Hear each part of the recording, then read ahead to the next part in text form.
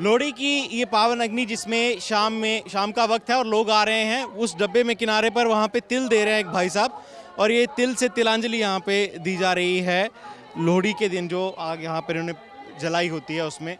लोहड़ी का जो त्यौहार है पंजाब के लिए बड़ा महत्ता का दिन है। लोहड़ी के अगले दिन माघी का, तो ये लगातार पंजाब की दो त्यौहार है जो नए साल में मनाए जाते हैं। यहाँ पे देश के अलग अलग हिस्सों में इसे अलग अलग त्यौहार मनाए जाते हैं। पंजाब में इसे लोहड़ी की तरह से मनाया जाता है और बड़ा ही इम्पॉर्टेंट दिन ये होता है। हम सिंघू बॉर्डर पे हैं, यहाँ पर एक जगह हमने लोहड़ी का जो तरीका था मनाने का वो हमने देखा और हमने सोचा आप तक भी इसे पहुँचाया जाए। क्या नाम है सर आपका?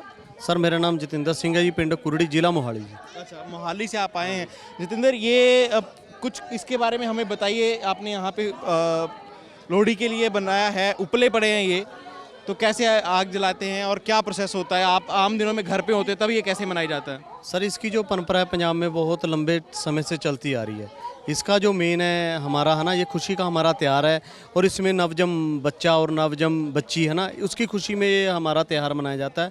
और हमारा माघी का मेला भी लगता है मुक्तसर श्री मुक्तसर साहब में, ठीक है। उसके बदौल ये हमारा दुल्ला भट्टी वाला जो आपने भी सुना होगा है ना, उसके तहत ये हम त्यौहार मनाते हैं सर। ये हमारा बहुत पवित्र त्यौहार है एक।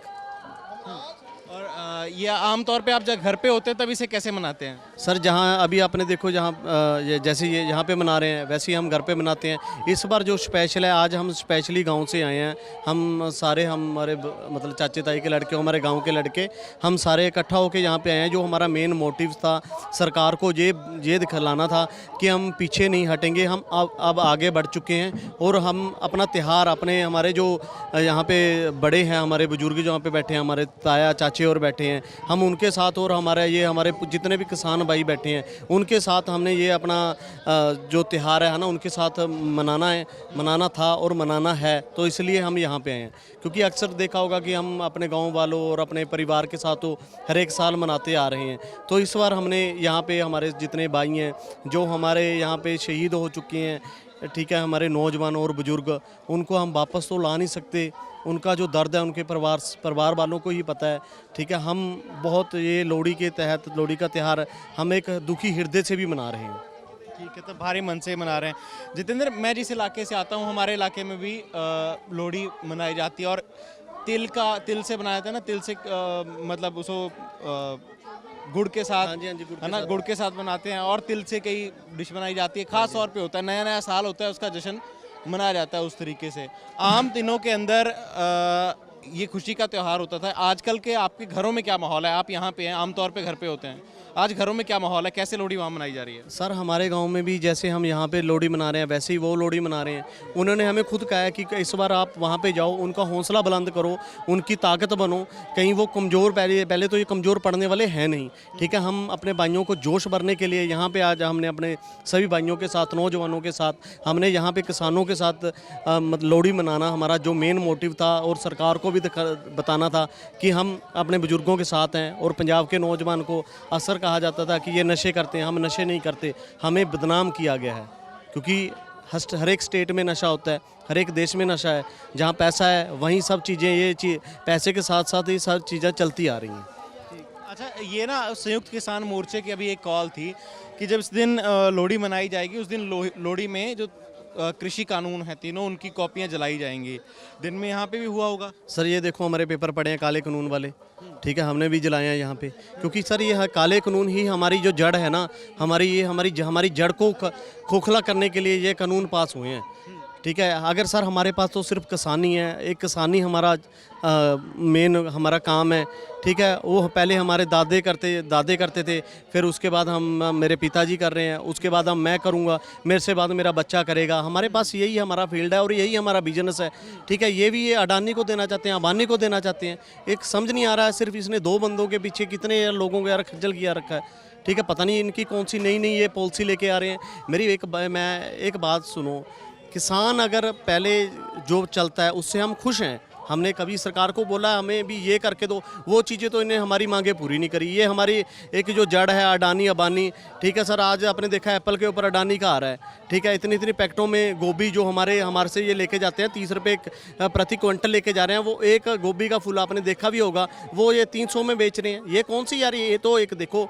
अगर ज़्यादा बिजनेसमैन होंगे तो हमें उनकी मनमानी नहीं चलेगी। अगर दो कंपटीशन रहेगा, अगर दो ही हुए और आपस में मिले हुए तो वहाँ पे हमारा किसानों का भला नहीं, आम पब्लिक का भला नहीं होने लगा। वो हमें महंगाई पहले ही कितनी बढ़ चुकी है, ठीक है, वो और महंगाई में हमें डुबोना चाहते हैं कि हमें इनका लाचार बनाना चाहते हैं कि हम इनसे हाथ जोड़ कर हम भीख मांगे अडानी अबानी से।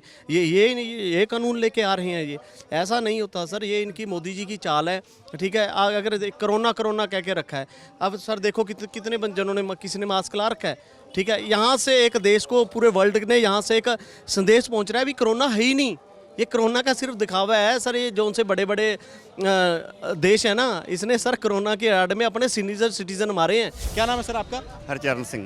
कहाँ से आए हैं साहब? पटियाला से आया हूँ। 18 दिन हो चुके हैं हमें यहाँ।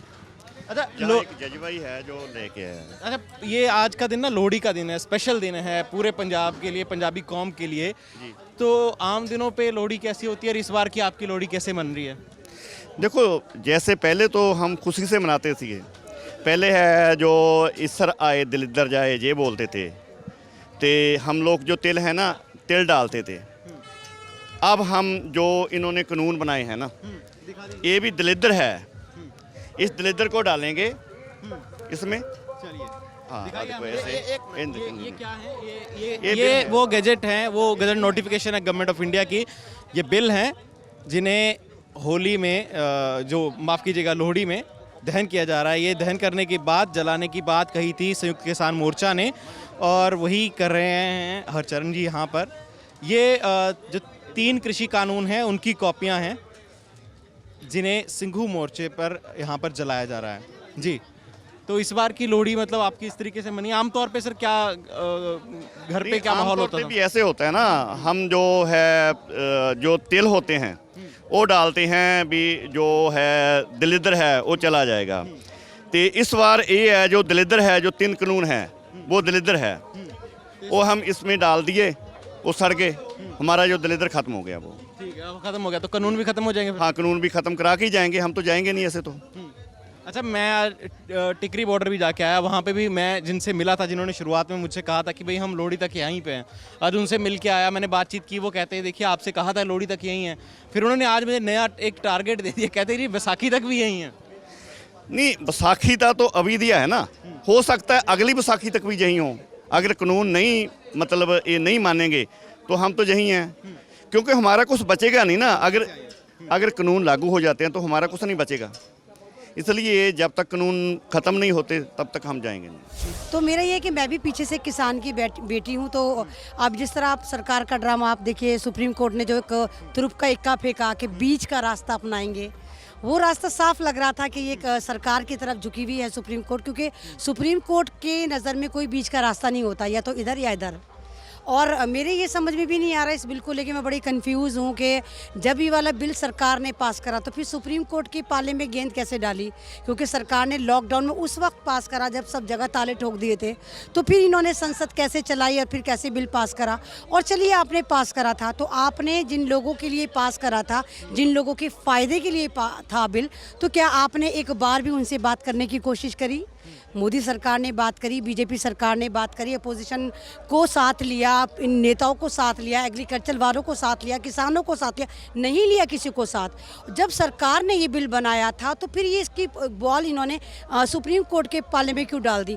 और सुप्रीम कोर्ट को सिर्फ ये नज़र आ रहा है कि यहाँ पर बुढ़े मर रहे हैं, बच्चों को नहीं आना चाहिए, सर्दी है, पैंडेमिक है, तो सुप्रीम कोर्ट की नज़र उस तरफ क्यों नहीं जाती? सुप्रीम कोर्ट ने ये सवाल क्यों नहीं करा सरकार से कि जब आपने ये बिल बनाया था तो उस वक्त लॉकडाउन था, आपने ऐसे क्या जल्दी थी कि आपने लॉकडाउन में आने आनन फानन इस बिल को बनाया। सुप्रीम कोर्ट को ये भी सवाल करना चाहिए था कि जो कॉरपोरेट घराने इस एग्रीकल्चर से जुड़े हुए हैं या एग्रीकल्चर से जुड़े हुए हैं, चाहे वो बीजों का कारोबार हो, चाहे फर्टिलाइज़र का कारोबार हो, चाहे खरीदो फरोख्त का कारोबार हो, तो ये इतने ऊपर ऊपर कैसे जा रहे हैं, जबकि मेरे भारत का किसान लगातार खुदकुशी कर रहा है, कर्ज में मर रहा है। तो सुप्रीम कोर्ट को ये वाली बात भी सरकार से पूछनी चाहिए थी, लेकिन सुप्रीम कोर्ट ने इग्नोर कर दिया। मतलब आप जो सुप्रीम कोर्ट का कल का उनका एक ऑर्डर तो नहीं कहेंगे, उनकी जो ऑब्जर्वेशन थी जिसको उन्होंने कहा कि भाई कमेटी बनाई जाए, उससे आपको खास सहमत नहीं है? नहीं तो कमेटी आप क्यों बना रहे हैं? और कमेटी में जो आपने 4 मेंबर लिए हैं, भूपेंद्र जी हैं, अनिल जी हैं, अशोक जी हैं, जोशी जी हैं, वो सारे के सारे तो वो लोग जो सरकार के आदमी हैं,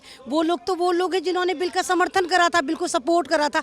तो जो लोग कह रहे हैं कि ये बिल सपोर्ट में है ना, किसानों के सपोर्ट में, तो फिर आप उनके साथ कमेटी कैसे बना सकते हैं? आप कमेटी नहीं बना सकते ना। तो ये तो सरकारों के अगेंस्ट, किसानों के अगेंस्ट था, तो इसमें किसानों का कौन सा बनता है? और क्या नाम है, सुप्रीम कोर्ट कह रही है कि हम होल्ड पे डाल देते हैं, स्टे ले लेते हैं इस बिल पर। तो स्टे का तो कोई सॉल्यूशन नहीं है। आप इस स्टे के बहाने सरकार जो है ये किसानों को कह देगी वापस चले जाओ, उसके बाद फिर वो स्टे हट जाएगा।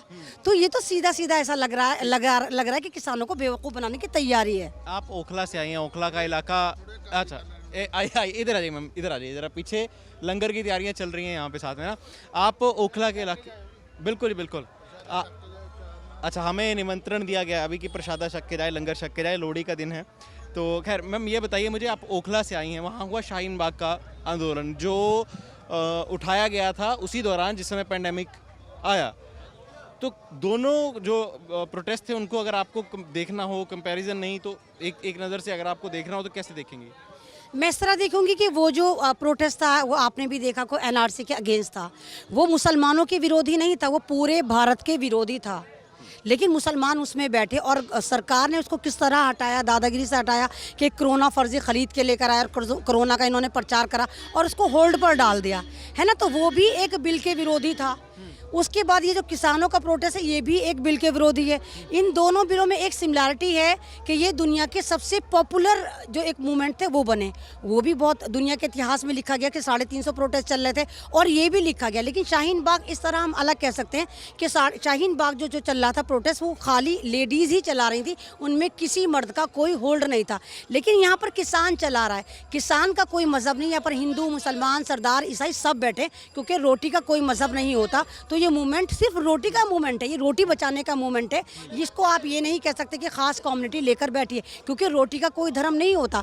किसान तो बैठना ही नहीं चाहिए था। मैं तो सोचती किसान कितना अजीम है कि वाकई उसने साबित करा कि वो भारत में भगवान की कैटेगरी में आता है। क्योंकि अगर ये बिल आप देखें, ये तो 140 करोड़ के अगेंस्ट है। अगर रोटी खतरे में होगी तो किसान तो खा लेगा, किसान के पास तो ज़मीन है, वो आराम से उगाएगा, अपने परिवार को, अपने बच्चों को पाल लेगा। लेकिन वो भारत के लोगों को ये जताना चाहता है, ये दिखाना चाहता है, चेताना चाहता है कि देखो जो गेहूं, ये आटा तुम्हारे पास 20 रुपए किलो पहुंच रहा था, 25 रुपए किलो पहुंच रहा था। अगर ये बिल नोटिफाई हो जाता है, पास तो हो गया, नोटिफाई नहीं हुआ अभी, अगर नोटिफाई अलग अलग इलाकों में हो गया, अगर हो जाता है तो 100 से 200 किलो की रेंज में होगा। अब जैसे कॉन्ट्रैक्ट फार्मिंग भी कह रहे हैं, तो कॉन्ट्रैक्ट फार्मिंग में ये जमींदारों से सारी जमीन छीन लेंगे और जितने भी लोग हैं जो बटाई वाले हैं वो तो खैर बटाई करते रहेंगे। अब सरकार को ये बात समझनी होगी कि ये रोटी की लड़ाई है। आप इस तरह पूंजीपतियों को अमीर नहीं कर सकते। आपको तमाम भारतीयों को लेकर साथ चलना होगा, इस तरह नहीं चलना होगा। और जिस तरह आप ये देखिए अंबानी की चीखें निकल गई। अंबानी को 110 दिन बाद याद आया कि वो किसानों के समर्थन में थे। तो अंबानी जी आप कहाँ सो रहे थे? अंबानी ने जैसे देखा कि 1700 जियो के टावर तोड़ दिए गए, उखाड़ दिए गए, लाइट काट दी गई है और लोग जियो पोर्ट करा रहे हैं। अब तक लगभग कम से कम 4.5 करोड़ जियो पोर्ट हो चुके हैं। तो अंबानी को लगा कि किसान बेवकूफ़ हैं, मैं हवा में जुमलेबाजी कर देता हूँ, जैसे मोदी जी जुमलेबाजी करते हैं कि हाँ हम आविष्कार कर रहे हैं, हम डिजिटल कर रहे हैं, हम नोटबंदी करके आपके अकाउंटों में पैसा भर रहे हैं। तो अंबानी ने भी वो तुरुप का इक्का खेलने की कोशिश करी, लेकिन क्योंकि ये भारत का किसान इस वक्त डिजिटल किसान है, ये समझ चुका कि अंबानी भी हमें बेवकूफ़ बना रहा है। अगर अंबानी जी को इतना ही दर्द आ रहा है वो किसानों के फेवर में, तो सरकार पर प्रेशर डालें, वो सरकार से कहें कि हम किसानों के साथ खड़े हैं, आप इस बिल को वापस लीजिए। लेकिन अंबानी जी ने ऐसा कुछ नहीं कहा। मैम ये शाहीन बाग का धरना बीच इसमें पेंडेमिक के समय में वो उठा था, आपको लगता है किसानों ने उस समय जो पंजाब से आए थे सिख समुदाय ने वहाँ बड़ी मदद की थी, लंगर भी लगा था और सब चीज़ें, आपको लगता है दोबारा शाहीन बाग का आंदोलन इसके बाद कभी दोबारा खड़ा हो पाएगा जिसमें किसान आए या कोई भी आए? भाई वो शाहीन बाग का जब प्रोटेस्ट स्टार्ट हुआ था तो एक ही कम्युनिटी सबसे पहले आगे आई थी और लगातार बनी रही थी, वो थी पंजाब की सरदार कम्युनिटी, जो लगातार बने रहे थे। लंगर भी लगा था वहाँ पर। मैं ये नहीं कहती कि और कम्युनिटी नहीं, दलित समाज भी आया था, इवन पंडित समाज भी आया था और सारे नॉन मुस्लिम समाज काफ़ी आए थे। तो एक मूवमेंट वो हटा था, वो सिर्फ पर्चे वाला था कि आप अगर इस तरह है, अगर इस तरह के दोबारा फिर कहेंगे कि हम लेकर आ रहे हैं एनआरसी, और चलेगा। इस बार पूरा भारत सड़कों पर आएगा, इस बार पूरा भारत सड़कों पर आए, क्योंकि ये मोदी जी बड़े चालाक हैं, बीजेपी बड़ी चालाक है। सारे बिल जो लाती है सितंबर अक्टूबर में लाती है, क्योंकि इनको पता था कि भयानक वाली सर्दी होगी, लोग सड़कों पर नहीं आएंगे। लेकिन लोगों को आदत होगी, भारतीय हैं, बड़े सख्त जान होते हैं, इनको सर्दी गर्मी बड़ी अच्छी से इनको ट्रैकल करना आता है। तो आप देखिए कि सर्दी है, आराम से सब बैठे हुए हैं, ये कोई एग्रेशन थोड़ी दिखा रहे, कोई लठ तीर त्रिशूल तलवार लेके नहीं बैठे। ये सिर्फ सरकार से प्यार से समझा रहे हैं, गांधी सोच लेकर बैठे कि आप मान लीजिए हमारी बात, हमें ये वाला बिल नहीं चाहिए। आपको इतने ही शौक है बिल लाने का तो आप एमएसपी मजबूत करिए। आपने एमएसपी का लाभ कितने लोग लेते हैं? मात्र 60 लाख लोग किसान लेते हैं, जबकि भारत में किसान कम से कम 90 करोड़ है। तो आप एमएसपी मजबूत करके ना 90 करोड़ लोगों को दीजिए ना, आप मंडियां मजबूत करिए ना, अगर आपको वाकई किसानों के हक में बिल बनाने की बीमारियां हैं।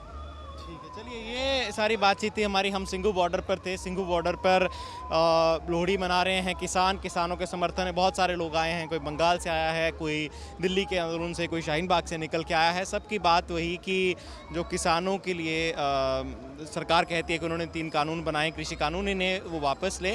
और किसानों का भी कहना है कि अब की बार बात सिर्फ लोहड़ी की नहीं है, लोहड़ी के बाद माघी है, होली भी है, बैसाखी भी है। सरकार नहीं कानूनों को वापस लेगी तो हम यहीं पे बने रहेंगे। जो अपडेट होगी ललन टॉप आप तक पहुंचाता रहेगा। मैं मेरे साथी जेरी के साथ सिंघू बॉर्डर से। शुक्रिया।